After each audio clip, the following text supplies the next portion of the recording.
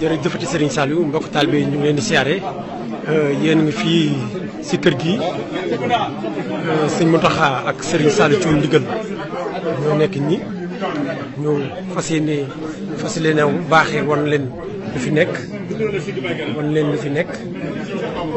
waaw ñu ngi nii yéen ngi en direct sur Ndiouroul TV.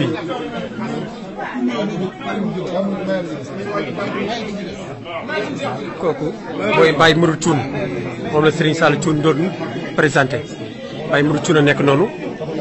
ñu ko gisee noonu Serigne bi jot ko ay kaamil